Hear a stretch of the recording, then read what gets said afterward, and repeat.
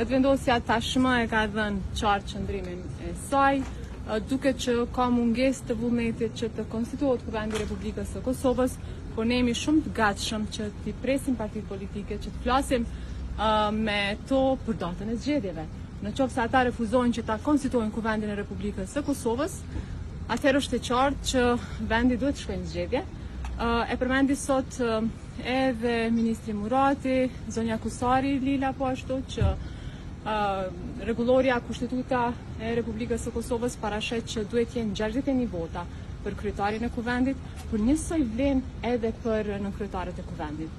Sipas kësaj logjike i bie që në qoftë se ata refuzojnë që të votojnë propozimin e lëvizjes vetëvendosje, atëherë ku do t'i marrin ata 61 vota për ta votuar nënkryetarin e kuvendit? Është e vërtetë që çdo herë në praktik nënkryetarit e kuvendit janë votuar në paketë, por kjo nuk thuhet shprehimisht me rregullorën e punës së kuvendit.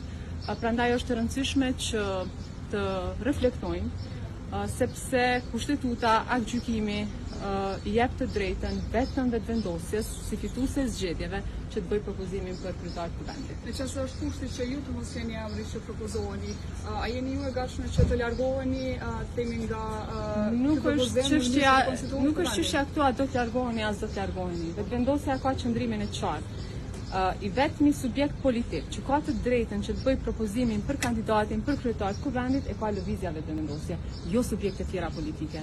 Edhe ne mund të themi ta zëm pse Kujtim Shala, pse jo Darsa, Hica Gjilili, ose Arben Gashi, ose të tjerët, ose mund të themi pse Abelar Tahiri, pse jo Vlora Qitaku, ose të tjerë. Por ne nuk bëjmë kështu, sepse ne nuk përcaktojmë emrat e nënkryetarëve të kuvendit.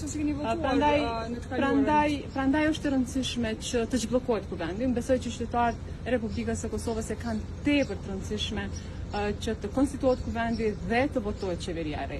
Por nuk mund të votohet qeveria e re pa u konstituar fillimisht kuvendi i Republikës së Kosovës. Ju e dini që është përgjegjësia e gjithëve që ta konstituojnë kuvendin, jo vetëm lëvizjes vetëvendosje. Pastaj kur vjen te qeveria, bara na bie neve. Faleminderit shumë.